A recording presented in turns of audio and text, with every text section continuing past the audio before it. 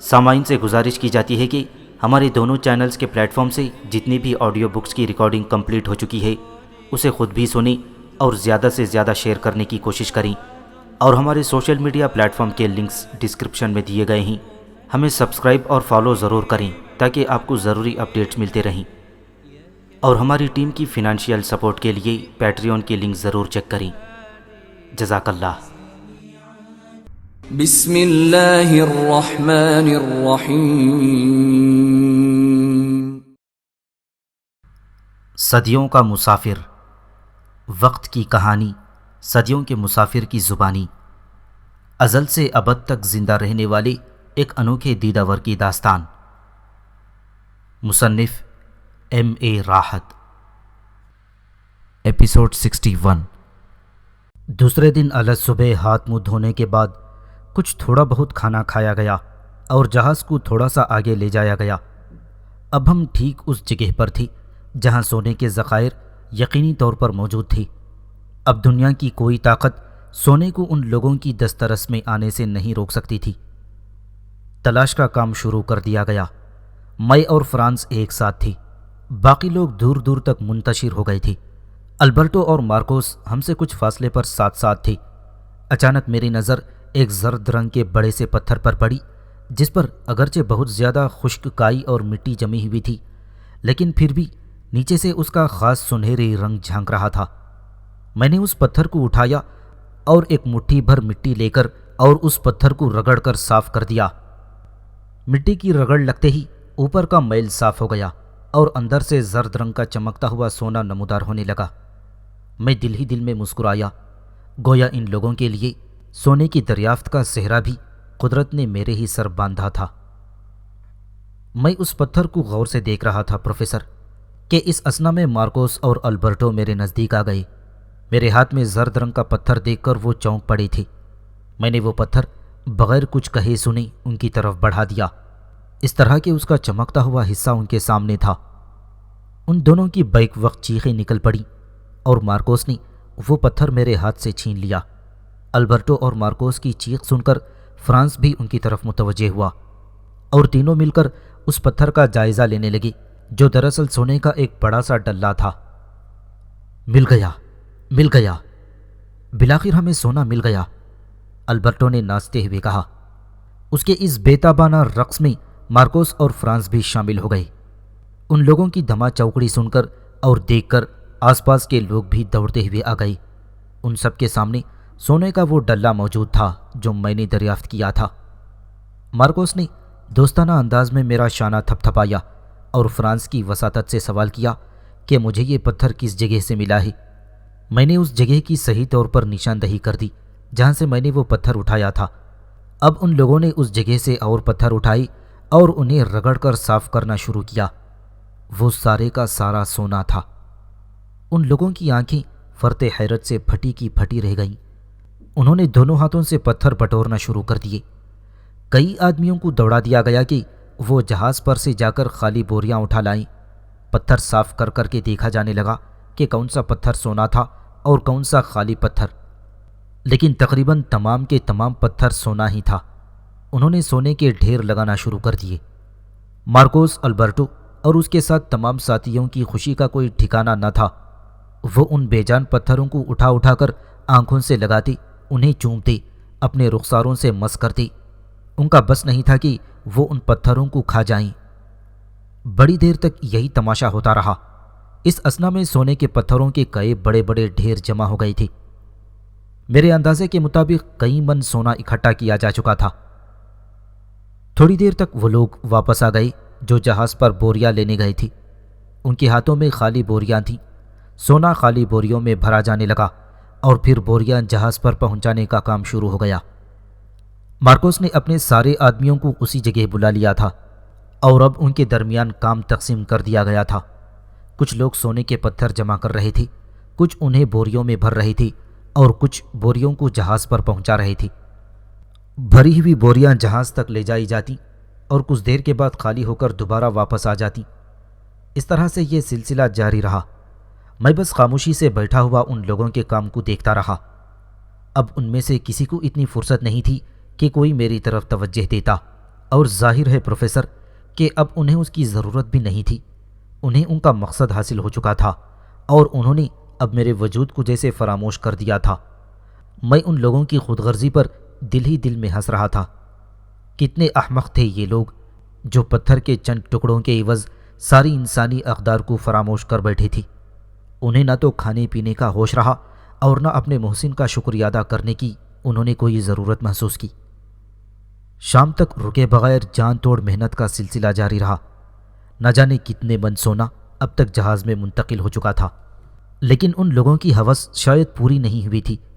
بالآخر جب ہر طرف شام کی تاریکی پھیل گئی اور اندھیرے کے سبب کام کرنا ناممکن ہو گیا تو ان لوگوں نے اپنا کام ختم کر دیا اور بیٹھ کر سستانے لگے۔ میں البرٹو، فرانس اور مارکوس کے ساتھ بیٹھا ہوا تھا۔ جتنا سونا ہم اب تک جمع کر چکے ہیں اس کا آدھا سونا مجھے چاہیے، مارکوس نے پرخیال انداز میں کہا۔ کیوں؟ البرٹو نے چمک کر کہا۔ آدھا کیوں؟ اس کا دگنا کیوں نہیں؟ شاید تم یہ بات بھول رہے ہو کہ ہمارے پاس ایک ہی جہاز ہے اور ہمیں اسی جہاز پر بیٹھ کر زندہ سلامت واپس اپنے وطن پہنچنا ہے۔ جہاز میں اگر اس کی گنجائش سے زیادہ وزن ہوگا تو وہ ڈوب جائے گا اور ہم سب لوگ مر جائیں گے، اور پھر ہماری لاشوں کے ساتھ یہ سونا بھی سمندر میں ڈوب جائے گا جس کے حصول کے لیے ہم نے اتنی کڑی محنت کی ہے اور ہزاروں میل کا سفر طے کیا ہے۔ اس لیے ہمیں اس بات کا خیال رکھنا ہوگا کہ جہاز پر اس کی گنجائش سے زیادہ وزن نہ لادا جائے۔ تم ٹھیک کہتے ہو، البرٹو نے اس سے اتفاق کرتے ہوئے کہا، اور پھر ہمیں ابھی کم از کم 4-5 عورتوں کو بھی اپنے جہاز پر لاد کر لے جانا ہے۔ ان کے بغیر تو واپسی کے سفر کا لطف ہی نہ رہے گا۔ اگر تم اپنے اس بےہودہ منصوبے کو ترک ہی کر دو تو اچھا ہے، مارکوس نے بیزاری سے کہا۔ نہیں میرے دوست، البرٹو نے ایک لمبی سانس کھینچتے ہوئے جواب دیا، یہ ناممکن ہے۔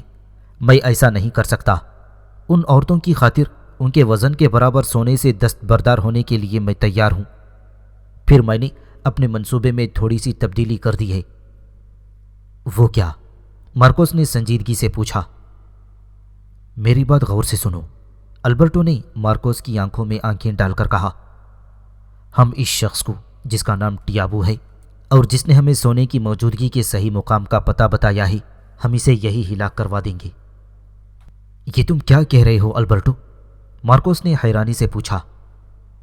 میں ٹھیک کہہ رہا ہوں مارکوس، البرٹو نے جواب دیا۔ ذرا تم اس بات پر غور کرو کہ اس پورے علاقے میں یہی وہ واحد شخص ہے جسے سونے کی موجودگی کے بالکل صحیح مقام کا علم ہو چکا ہے۔ اب تم ذرا سوچو کہ جب ہم وطن واپس جائیں گے اور ہمارے ساتھ اتنا ڈھیر سارا سونا ہوگا تو بھلا کتنے بہت سے لوگ ہمارے نقش قدم پر چلنے کی کوشش کریں گے۔ اس وقت جو لوگ ہمارے ساتھ موجود ہیں ان میں سے تو کسی کو دوبارہ یہاں آنے کی ضرورت نہیں، کیونکہ ہر ایک کے حصے میں اتنا سونا آ جائے گا جو آئندہ ان کی کئی نسلوں کے لیے کافی ہوگا۔ البتہ ہماری کامیابی کے نتیجے میں دوسروں کو ضرور تحریص ہوگی۔ ہو سکتا ہے کہ وہ ان لوگوں میں سے کسی کے ذریعے جو اس وقت ہمارے ساتھ موجود ہیں اس علاقے کا پتہ اور راستہ دریافت کرنے میں کامیاب ہو جائیں اور شاید یہاں تک پہنچ بھی جائیں۔ اس صورت میں اگر یہ شخص زندہ ہوا تو انہیں سونے کے صحیح مقام کی نشاندہی کر سکتا ہے، اور ہم یقیناً یہ نہیں چاہتے کہ ہمارے بعد کسی کو اس مہم میں کامیابی حاصل ہو، اسی لیے اس کا ہلاک کر دینا ہی ضروری ہے۔ تمہاری یہ ساری باتیں بالکل فضول ہیں، مارکوس نے ناراضگی سے کہا۔ تمہاری دلیلیں بے وزن اور بے جان ہیں۔ اگر کوئی ہمارے بعد اس طرف آنا چاہے گا تو تم اسے کس طرح روک لو گے؟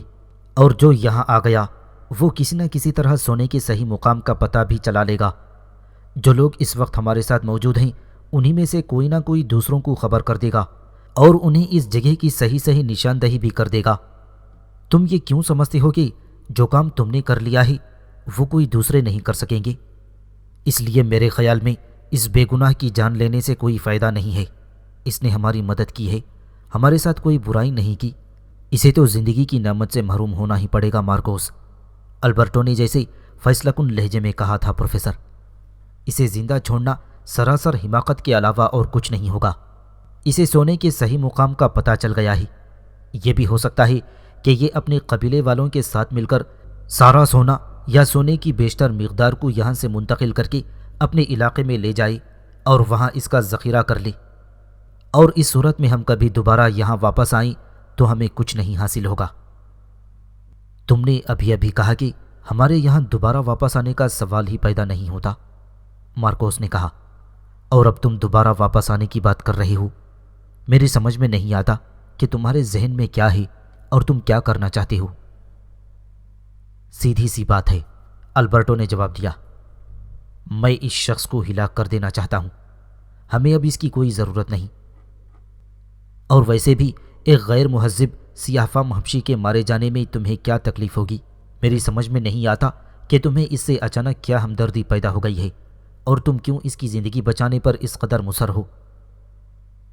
سوال ہمدردی یا اصرار کا نہیں ہے، مارکوس نے جواب دیا، بلا وجہ کسی انسان کی جان لینا ایک گناہ ہے اور میں اس گناہ میں شریک نہیں ہونا چاہتا۔ تم سے کس نے کہا کہ تم اس میں شریک ہو؟ البرٹو نے کہا، سارا کام تنہا میں کر لوں گا، اور یہ کوئی ایسا مشکل کام بھی نہیں ہے۔ میں اسے اشارے سے بلا کر اوپر پہاڑی پر لے جاؤں گا اور پھر وہاں سے اچانک نیچے دھکا دے دوں گا۔ اتنی اونچائی سے نیچے گرنے کے بعد اس کی زندہ بچنے کا کوئی سوال ہی پیدا نہیں ہوتا، اور ویسے بھی یہ کوئی بھاری بھرکم جسم کا قوی آدمی نہیں ہے، معمولی تن و توش کا انسان ہے۔ پتھروں پر گرتے ہی اس کی ہڈیاں چٹک جائیں گی اور وہ فوراً ہی ختم ہو جائے گا۔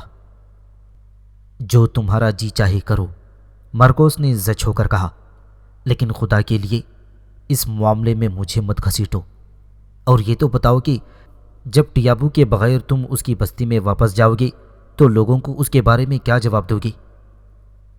ہم ان سے یہ کہیں گے کہ ٹیابو چند آدمیوں کے ساتھ پیچھے پیچھے آ رہا ہے۔ دراصل ہمیں وہاں پہنچنے کے بعد زیادہ انتظار نہیں کرنا پڑے گا، ہم جاتے ہی بے ہوشی کی دوا ملی ہوئی شراب کی تقسیم شروع کر دیں گے، اور ظاہر ہے کہ یہ جنگلی لوگ اس شراب پر بے تحاشا ٹوٹ پڑیں گے۔ ایک بار شراب کے چند گھونٹ ان میں سے ہر ایک کے حلق سے نیچے اتر جائیں، بس ہمارے لیے اتنا بہت کافی ہے۔ اس کے بعد یہ لوگ خود بخود بے ہوش ہو جائیں گے، پھر ہم اپنی مطلوبہ عورتوں کو اٹھا کر جہاز میں ڈالیں گے اور چل دیں گے۔ مارکوس نے البرٹو کی بات کا کوئی جواب نہیں دیا۔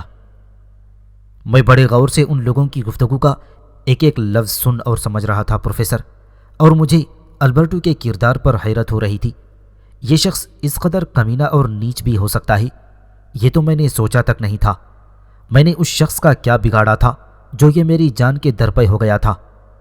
ایک مجھے البرٹو سے سخت نفرت محسوس ہوئی۔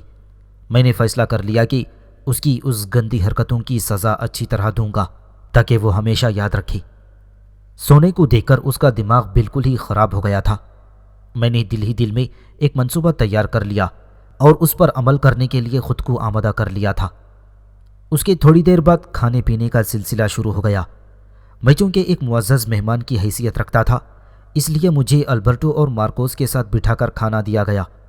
یہ دوسری بات تھی کہ اس معزز مہمان کو ٹھکانے لگانے کا فیصلہ کیا جا چکا تھا۔ یہ شخص اپنی زندگی کی آخری رات کا کھانا کھا رہا ہے۔ البرٹو نے میری طرف دیکھتے ہوئے مارکوس سے کہا، اس بیچارے کو کیا معلوم کہ کل شام کو غروب آفتاب کا منظر دیکھنے کے لیے یہ زندہ نہیں رہے گا۔ میرے خیال میں تم اس کے ساتھ ظلم کر رہے ہو، مارکوس نے کہا۔ اب بھی وقت ہے، میری بات مان جاؤ اور اس کی ہلاکت سے ہاتھ اٹھا لو۔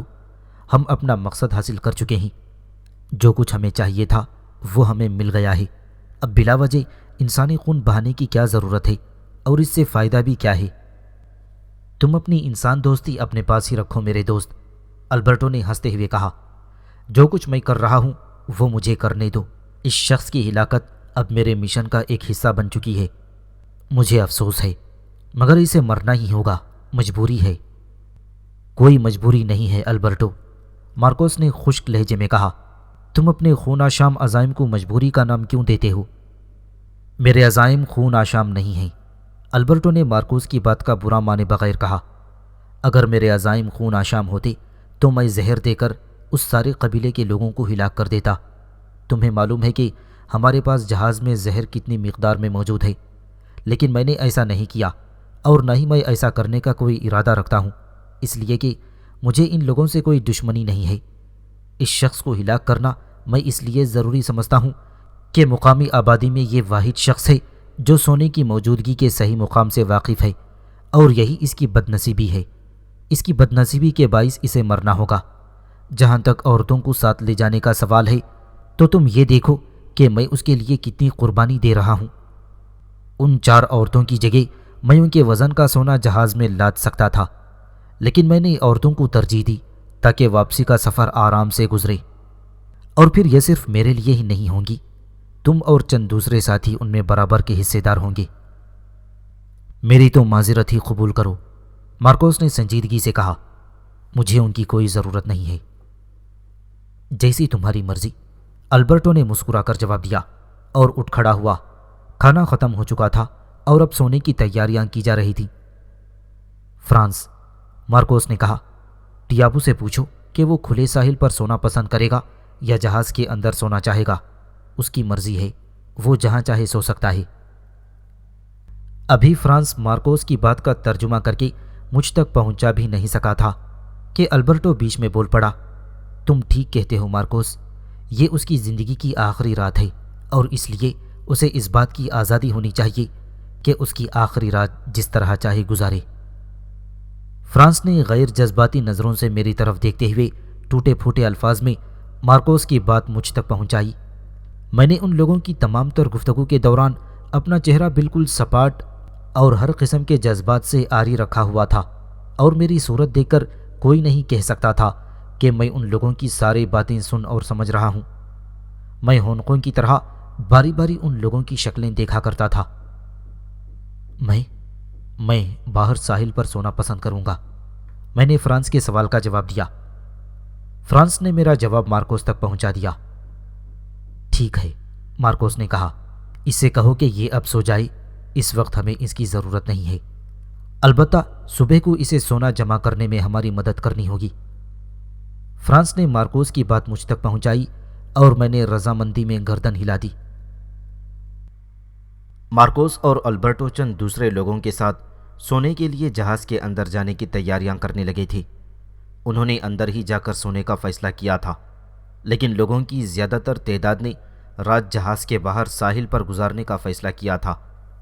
کھانا کھانے کے بعد سارے لوگوں کے درمیان تھوڑی تھوڑی سی شراب تقسیم کی گئی، جو سب لوگوں نے بڑے شوق سے پی تھی۔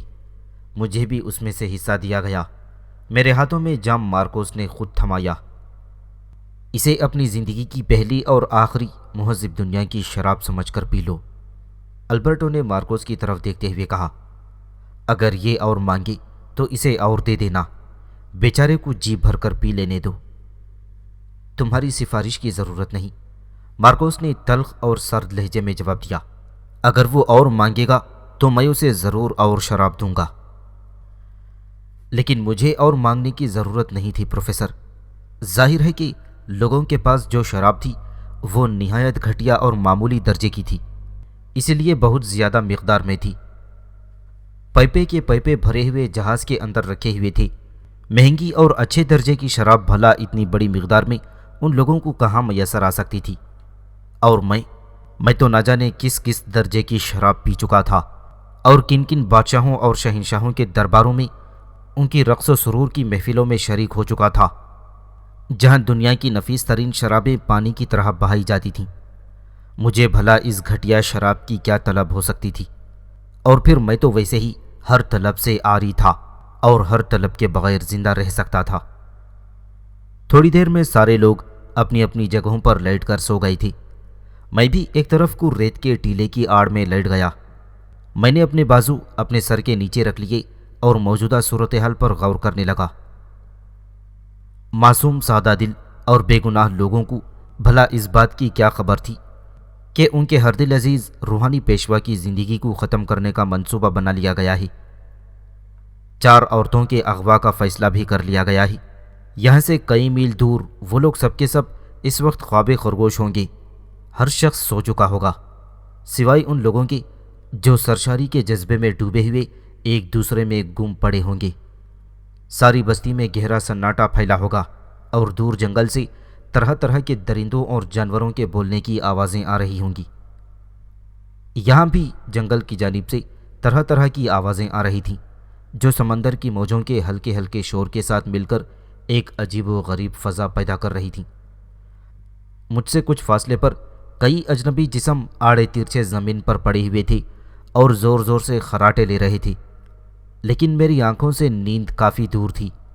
میں نے ابھی خود کو نیند کے حوالے نہیں کیا تھا۔ کافی دیر تک میں جاگتا رہا۔ بالآخر میں نے سو جانے کا فیصلہ کیا اور سو گیا۔ الگ صبح چڑیوں کے چہچہانے سے میری آنکھ کھل گئی۔ دور افق پر سورج طلوع ہو رہا تھا، اور اس جگہ پر جہاں سمندر اور آسمان ایک نظر آتے ہیں، گہری نارنجی رنگ کی روشنی جگمگا رہی تھی، اور سورج کسی آتشی گولے کی طرح بڑے شاہانہ وقار کے ساتھ گویا سمندر کے اندر سے ابھر رہا تھا، اور سمندر میں اس جگہ گویا پانی کے بجائے پگھلی ہوئی آگ بہہ رہی تھی۔ عجیب مسحور کن منظر تھا پروفیسر۔ میں نے اپنی زندگی میں یہ منظر نہ جانے کتنی بار دیکھا، اور ہر بار اسے دیکھ کر مجھے گہری فرحت اور تازگی کا احساس ہوا تھا۔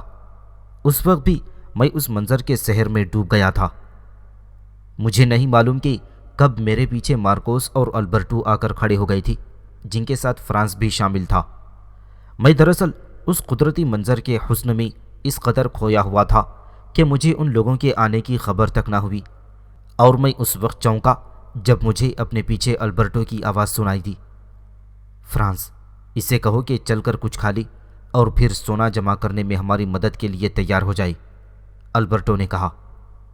میں یہ آواز سنتے ہی ان لوگوں کی طرف گھوم گیا۔ وہ تینوں میری پشت پر کھڑے ہوئے تھے، اور ان کی آنکھیں بھی طلوع آفتاب کے اس حسین و جمیل منظر میں گم تھیں۔ میں انہیں دیکھ کر اٹھ کھڑا ہوا۔ اس اثنا میں فرانس نے البرٹو کی بات کا ترجمہ کر کے مجھ تک پہنچائی، اور میں نے رضامندی میں گردن ہلا دی۔ ہاں بھائی، یہ ضروری ہے کہ یہ اپنی زندگی کا آخری کھانا کھا لی، البرٹو نے کہا۔ کسی نے اس کی بات کا کوئی جواب نہیں دیا۔ فرانس مجھے لیے ہوئے اس جگہ پہنچا جہاں لوگوں میں کھانا تقسیم کیا جا رہا تھا۔ مجھے تھوڑا سا گوشت اور کچھ پھل کھانے کو دیے گئے۔ میں نے وہیں بیٹھ کر کھانا ختم کیا۔ اس اثنا میں باقی لوگ بھی کھانا ختم کر چکے تھے اور اب کام پر جانے کی تیاریاں کرنے لگے تھے۔ البرٹو میرے قریب آ گیا، اور اس نے فرانس کی وساطت سے مجھ سے یہ کہنا چاہا کہ میں کام کے دوران اس کے ساتھ ہی رہوں، اور دوپہر کو وہ مجھے ساتھ لے کر سامنے والی پہاڑی پر چڑھے گا، کیونکہ اس کے خیال میں اس پہاڑی پر سونے کے بھاری ذخائر موجود ہونے کی توقع ہے۔ یہ ایک کافی بلند پہاڑی تھی جو سامنے کی طرف سے ترچھی لیکن پیچھے کی طرف کافی حد تک عمودی حالت میں تھی۔ البرٹو نے صحیح جگہ کا انتخاب کیا تھا۔ اس پہاڑی پر سے اگر کسی کو پیچھے کی طرف نیچے دھکا دیا جاتا تو وہ سیدھا سینکڑوں فٹ نیچے پتھروں اور چٹانوں پر جا کر گرتا، اور اس کے جسم کی ہڈیاں سرما ہو جاتی۔ البرٹو نے اپنی دانست میں میرے لیے بہترین قتل گاہ منتخب کی تھی، لیکن اس غریب کو کیا معلوم تھا کہ میں کیسی کیسی خوفناک اور خطرناک قتل گاہوں سے زندہ سلامت نکل آیا تھا۔ بہرحال پروفیسر، البرٹو نے مجھے اپنے ساتھ کام پر لگا لیا۔ میں، فرانس اور البرٹو ایک ساتھ کام کر رہے تھے۔ میں نے محسوس کیا کہ مارکوس میرے پاس آنے سے دانستہ طور پر گریز کر رہا ہے۔ صبح کے وقت کے علاوہ وہ ایک بار بھی ہم لوگوں کے پاس نہیں آیا، اور ہم لوگوں سے بہت دور ایک دوسرے گروپ کے ساتھ مل کر کام کرتا رہا۔ وہ میری ہلاکت کا مخالف تھا اور میری زندگی چاہتا تھا، لیکن معلوم ایسا ہوتا تھا کہ وہ البرٹو کی راہ میں مزاحم نہیں ہونا چاہتا۔ اس نے میرے قتل کی صرف زبانی مخالفت کی تھی، اور جب البرٹو نے زیادہ زور دیا تھا تو اس نے ہتھیار ڈال دیے تھے، اور بادل ناخواستہ ہی صحیح لیکن البرٹو کو منمانی کرنے کی اجازت دے دی تھی۔ اس کا صاف مطلب یہ تھا کہ وہ کھل کر البرٹو کے ساتھ محاذ آرائی نہیں کرنا چاہتا تھا، بلکہ بعض اوقات تو مجھے ایسا بھی محسوس ہوتا تھا گویا وہ البرٹو سے خوفزدہ ہے اور اسے زیادہ ناراض نہیں کرنا چاہتا۔ بہرحال یہ بات طے تھی کہ وہ البرٹو سے کھلم کھلا مخالفت نہیں مول لینا چاہتا تھا، باوجود یہ کہ وہ اس پوری مہم کا لیڈر تھا، اور لیڈر ہونے کی حیثیت سے سب لوگوں کو حکم بھی دیتا تھا۔ ہو سکتا ہے وہ البرٹو کی طرف سے اپنی جان کا خطرہ بھی محسوس کرتا ہو، اور اسے اس بات کا خوف ہو کہ زیادہ مخالفت کی صورت میں البرٹو اسے ہلاک بھی کروا دے گا۔ دوپہر تک میں، البرٹو اور فرانس ایک گروپ کی شکل میں کام کرتے رہے۔ مارکوس ہم لوگوں سے بہت دور رہا تھا، اور اس اثنا میں ایک بار بھی ہمارے پاس نہیں آیا۔ البرٹو خود 2 دفعہ مارکوس کے پاس گیا تھا اور اس سے بات کر کے واپس آ گیا۔ مارکوس خود ادھر نہیں آیا۔ دوپہر سے ذرا دیر بعد کام ختم ہو گیا۔ مجھے تو یہ بات پہلے سے ہی معلوم تھی کہ اپنے کل کے پروگرام کے مطابق یہ لوگ سونا لادنے کا کام بس آج دوپہر تک کریں گی اور اس کے بعد مزید سونا نہیں لادا جائے گا، بلکہ یہ لوگ جہاز کو لے کر تیزی کے ساتھ ہماری بستی کے ساحل کی طرف پہنچ جائیں گی۔ وہاں میرے بارے میں یہ اطلاع دینے کے بعد کہ میں پیچھے آ رہا ہوں، سب لوگوں کے درمیان بے ہوش کرنے والی شراب تقسیم کریں گی، اور جب لوگ بے ہوش ہو جائیں گی تو اپنی پسند کی 4 عورتوں کو اٹھا کر یہ لوگ یہاں سے راہ فرار اختیار کریں گی۔ اس سے پہلے مجھے پہاڑی پر سے دھکا دے کر نیچے گرا دیا جائے گا اور ہلاک کر دیا جائے گا۔ کام ختم ہونے کے بعد البرٹو نے فرانس کی وساطت سے مجھ سے کہا تھا، آؤ ذرا سامنے والی پہاڑی کے اوپر چڑھ کر وہاں کا جائزہ لیتے ہیں۔ میرے خیال کے مطابق اس پہاڑی کے اوپر بھی سونے کے ذخائر ہونے چاہیے۔ چلو، میں نے بخوشی اپنی رضامندی کا اظہار کرتے ہوئے کہا۔ البرٹو کے چہرے پر ایک پراسرار مسکراہٹ دوڑ گئی۔ میں اس مسکراہٹ کا مطلب بخوبی سمجھتا تھا۔ البرٹو کا خیال تھا کہ میں اس کے جال میں آ گیا ہوں اور اب اسے مجھ کو اوپر لے جا کر نیچے دھکا دینے میں کوئی قباحت نہیں ہوگی۔ میں، البرٹو اور فرانس تینوں سامنے والی بلند پہاڑی کی طرف روانہ ہوئے۔ میں نے دیکھا کہ مارکوس ہمیں دور سے دیکھ رہا تھا۔ مجھ پر نظر پڑتے ہی اس نے جلدی سے اپنا منہ دوسری طرف کر لیا، گویا وہ مجھ سے آنکھیں ملانے سے گریز کر رہا ہو۔ میں اس کی اس حرکت پر دل ہی دل میں مسکرا اٹھا۔ اسے معلوم تھا کہ وہ لوگ مجھے قتل کرنے کے لیے لے جا رہے ہیں۔ وہ یہ نہیں چاہتا تھا کہ مجھے اس طرح لے جا کر ہلاک کر دیا جائے، لیکن اس کے اندر اتنی جرأت بھی نہیں تھی کہ ان لوگوں کو وہ روک سکے۔ البرٹو سے ٹکر لینے کا حوصلہ اس کے اندر موجود نہیں تھا اور وہ مجبور تھا کہ البرٹو کوئی منمانی کر دے۔ ہم تینوں نے پہاڑی کے اوپر چڑھنا شروع کر دیا۔ بے حد مشکل چڑھائی تھی، اگرچہ پہاڑی سامنے کی رخ پر خاصی ترچھی تھی، لیکن بعض جگہ بالکل عمودی بھی ہو گئی تھی اور ہمیں ایک ایک قدم بہت احتیاط کے ساتھ اٹھانا پڑ رہا تھا۔ البرٹو آگے بڑھا، اس کے پیچھے میں تھا اور میرے پیچھے فرانس۔ یہ ترتیب خود البرٹو نے قائم کی تھی اور اس کا مقصد غالباً یہ تھا کہ میں ان دونوں کے درمیان رہوں اور ادھر ادھر نہ جا سکوں۔ بالآخر کوئی 1 گھنٹے کی محنت کے بعد ہم لوگ پہاڑی کی چوٹی پر پہنچنے میں کامیاب ہو گئے۔ البرٹو اور فرانس کے جسم پسینے میں نہائے ہوئے تھے اور ان کا سانس تیز تیز چل رہا تھا، لیکن ظاہر ہے کہ میرے اوپر فی الحقیقت اس قسم کی کوئی کیفیت طاری نہیں تھی۔ البتہ میں نے ان دونوں کو دکھانے کی غرض سے زور زور سے سانس لینا شروع کر دیا تھا کہ وہ یہ سمجھیں کہ میں بھی انہی کی طرح بہت زیادہ تھک گیا ہوں۔ پہاڑی کی چوٹی پر زمین کا ایک بڑا سا ٹکڑا مستح تھا۔ البرٹو اور فرانس اتنا زیادہ تھک گئے تھے کہ وہ دونوں زمین پر بیٹھ گئے اور لمبے لمبے سانس لیتے ہوئے سستانے لگے۔ میں بھی ان کے برابر ہی بیٹھ گیا تھا۔ پہاڑی کی اس بلند چوٹی سے آس پاس کا منظر بہت خوشنما نظر آ رہا تھا۔ ایک طرف تا حد نظر وسیع و عریض سمندر پھیلا ہوا تھا، جس کا رنگ برنگا پانی دھوپ میں رنگین شیشے کی طرح چمک رہا تھا۔ موجیں تیزی سے بھاگتی ہوئی آتی اور ساحل سے ٹکرا کر واپس لوٹ جاتی، سفید سفید جھاگ نمودار ہوتے اور پھر اچانک غائب ہو جاتے۔ نہ جانے موجوں کا یہ کھیل کب سے جاری ہے اور کب تک جاری رہے گا، میں نے دل ہی دل میں سوچا۔ پہاڑی کی دوسری طرف گھنا تاریک اور تا حد نظر سبزہ ہی سبزہ نظر آتا تھا۔ درختوں کی بلند و بالا سر سبز و شاداب چوٹیوں پر سے نظر پھسلتی ہوئی جتنا آگے جاتی تھی، سبزہ ہی سبزہ نظر آتا پروفیسر۔ چند منٹ کے لیے البرٹو اور فرانس بھی اس حسین منظر کی دلکشی میں گم ہو کر رہ گئے۔ یہاں تو کہیں سونے کے آثار نظر نہیں آتے۔ بالآخر البرٹو نے اپنی جگہ سے اٹھتے ہوئے مجھے دیکھ کر کہا اور فرانس نے اس کی بات کا میرے لیے ترجمہ کیا۔ ہاں، مجھے بھی یہاں سونے کے آثار نظر نہیں آتے، میں نے اپنی زبان میں جواب دیا تھا۔ کیا بہتر نہ ہوگا کہ ہم واپس چلیں؟ فرانس نے ترجمانی کے فرائض انجام دیے۔ یقیناً ہم واپس جائیں گے، البرٹو نے ہنستے ہوئے کہا، لیکن ہمارے راستے مختلف ہوں گے۔ ہم دونوں سامنے کے اسی راستے سے واپس جائیں گے جدھر سے ہم آئے تھے، جبکہ تم پیچھے کے راستے سے نیچے جاؤ گی اور نیچے پہنچتے ہی دوسری دنیا کو سدھار جاؤ گی۔ فرانس نے البرٹو کے ان الفاظ کا میرے لیے ترجمہ نہیں کیا تھا۔ آؤ ذرا دیکھیں پہاڑی کے پچھلے حصے کی طرف کیا ہے، البرٹو نے کہا اور مجھے ہاتھ سے آگے آنے کا اشارہ کیا۔ میں البرٹو کے منصوبے میں مزاحم نہیں ہونا چاہتا تھا اور اسے اس بات کا پورا موقع حاصل تھا کہ وہ مجھے ہلاک کرنے کی اپنی پوری کوشش کرے۔ چنانچہ اس کے اشارے پر میں آگے بڑھ گیا اور ایک ابھری ہوئی چٹان کے بالکل کنارے پر کھڑا ہو کر نیچے جھانک کر دیکھنے لگا۔ میں نے خود ہی البرٹو کو یہ موقع فراہم کر دیا تھا کہ وہ پیچھے سے آ کر مجھے دھکا دے دے، اور البرٹو اس موقع سے پورا فائدہ اٹھایا۔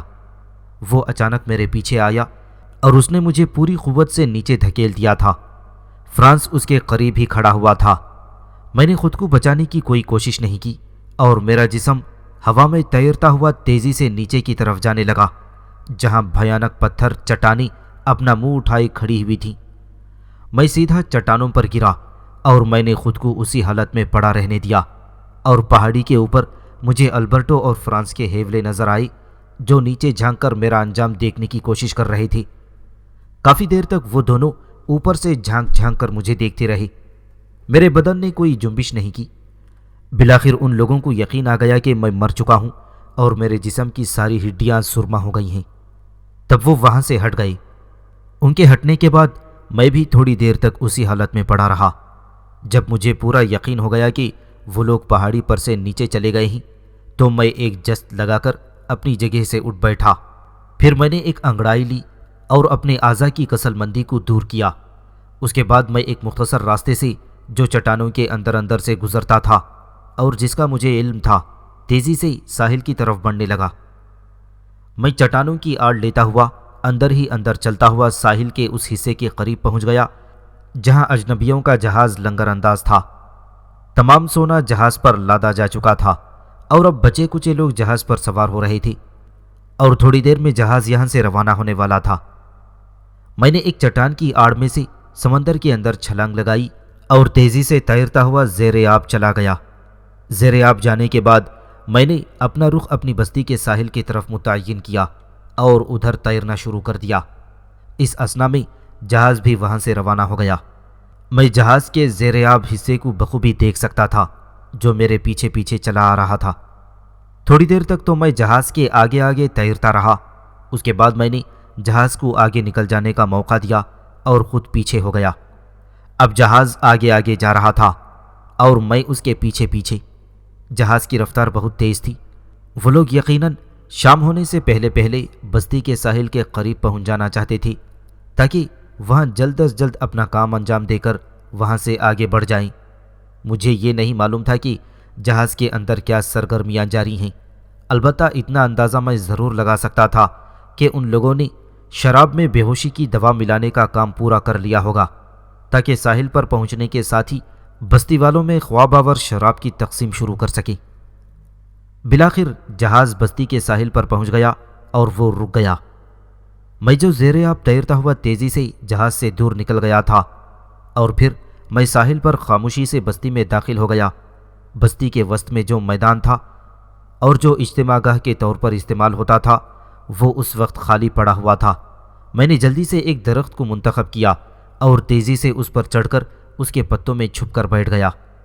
مجھے بستی میں داخل ہوتے ہوئے کسی نے نہیں دیکھا۔ ذرا دیر بعد میں نے دیکھا کہ ساحل کی جانب سے اجنبی بستی کے اندر داخل ہو رہے ہیں۔ اس وقت سورج غروب ہو چکا تھا اور شام کے سائے ہر طرف بڑھنے لگے تھے۔ اجنبیوں کی شکلیں دور سے ہیولوں کی مانند نظر آ رہی تھیں۔ اجنبی بستی کے اندر داخل ہوئے تو ان کی آمد کی خبر آہستہ آہستہ سب لوگوں کو ہو گئی اور لوگ اپنے اپنے جھونپڑوں سے باہر نکل کر آنے لگے تھے۔ لوگوں کو یہ دیکھ کر حیرت ہو رہی تھی کہ اجنبیوں کے سر پر بڑے بڑے پائپیں رکھے ہوئے تھے۔ اجنبیوں نے میدان کے وسط میں پہنچ کر وہ پائپیں نیچے زمین پر رکھ دیے، اور تب میں نے مارکوس، البرٹو، فرانس اور رومیریو وغیرہ کو صاف پہچان لیا جو سب کے سب ایک ساتھ آ رہے تھے۔ پھر میں نے نارو کو دیکھا جو بڑے شاہانہ وقار کے ساتھ اپنے جھونپڑے سے نکلی۔ اندھیرے میں اس کا جسم اور قد اور بھی بھاری بھرکم نظر آ رہا تھا۔ نارو کو دیکھتے ہی البرٹو، مارکوس اور فرانس اس کی طرف بڑھے اور انہوں نے جھک کر اسے تعظیم دی۔ وہ لوگ عین اس درخت کے نیچے تھے جس پر میں بیٹھا ہوا تھا۔ کیا حال ہے اجنبی لوگوں؟ نارو نے دوستانہ انداز میں سوال کیا۔ تمہیں دوبارہ یہاں دیکھ کر خوشی ہوئی۔ ہم لوگ بالکل ٹھیک ہیں نارو، فرانس نے جواب دیا۔ کیا تم لوگوں کو وہ زرد رنگ کے پتھر مل گئے جن کی تمہیں تلاش تھی؟ نارو نے پوچھا۔ ہاں نارو، فرانس نے جواب دیا، ہمیں وہ پتھر مل گئے ہیں اور ہم لوگ تمہاری اور خاص طور سے ٹیابو کے بہت زیادہ شکر گزار ہیں کہ اس کی مدد سے ہمیں ان پتھروں تک رسائی حاصل ہو سکی ہے۔ اب اس خوشی کے موقع پر ہم بستی کے سارے لوگوں کو اپنا مخصوص اور قیمتی مشروب پلانا چاہتے ہیں، جو ہماری دنیا کا خاص تحفہ ہے، جسے پی کر انسان ہوا میں پرواز کرنے لگتا ہے۔ لیکن ٹیابو کہاں ہے؟ نارو نے فرانس کی باتوں کو نظر انداز کرتے ہوئے سوال کیا۔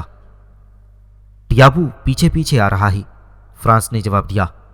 ہم لوگ جہاز پر آئے ہیں، لیکن ٹیابو نے کہا کہ وہ تیر کر سفر کرنا زیادہ پسند کرے گا۔ ہمارے کہنے کے باوجود اس نے اپنا فیصلہ نہیں بدلا۔ وہ ایک نہایت عمدہ تیراک ہے اور مجھے یقین ہے کہ ذرا سی دیر میں وہ یہاں پہنچ جائے گا۔ اس اثنا میں تم بستی کے سارے لوگوں کو یہاں جمع کر لو اور ان سے کہو کہ وہ پینے کے برتن ساتھ لائیں تاکہ ہم ان کے درمیان یہ مشروب کی تقسیم شروع کر سکیں۔ فرانس نے ایک پیپے کو آگے بڑھاتے ہوئے کہا۔ ایسا نہیں ہو سکتا، نارو نے خشک لہجے میں جواب دیا۔ جب تک ٹیابو نہیں آ جاتا اس وقت تک ہم یہ مشروب قبول نہیں کریں گے۔ ٹیابو کے آنے کے بعد ہی اس بارے میں کچھ طے کیا جا سکے گا۔ نارو کے اس جواب نے فرانس کے ہاتھوں کے طوطے اڑا دیے تھے۔ اس نے گھبرا کر البرٹو اور مارکوس کی طرف دیکھا اور انہیں ہسپانوی زبان میں اس نئی صورتحال سے آگاہ کیا۔ مارکوس کے لبوں پر مسکراہٹ کھیلنے لگی، لیکن البرٹو کا چہرہ غصے اور ناکامی کے سبب سیاہ پڑ گیا۔ خود میں بھی نارو کی اس صاف گوئی سے بے حد متاثر ہوا تھا۔ مجھے اندازہ ہوا کہ نارو کے دل میں فی الحقیقت میرے لیے کتنی جگہ موجود ہے اور وہ مجھے کس درجے عزیز رکھتی ہے۔ میری موجودگی اور شرکت کے بغیر اس نے مشروب قبول کرنے سے انکار کر دیا تھا کہ اس کی اجازت کے بغیر قبیلے کا کوئی بھی فرد یہ مشروب قبول کرنے کی جرات نہیں کر سکتا تھا۔ لیکن مشکل یہ تھی پروفیسر کہ نارو کے اس طرز عمل نے خود میرے منصوبے کی راہ میں مشکلات پیدا کر دی تھی۔ میں شش و پنج میں مبتلا ہو گیا کہ اب مجھے کیا کرنا چاہیے۔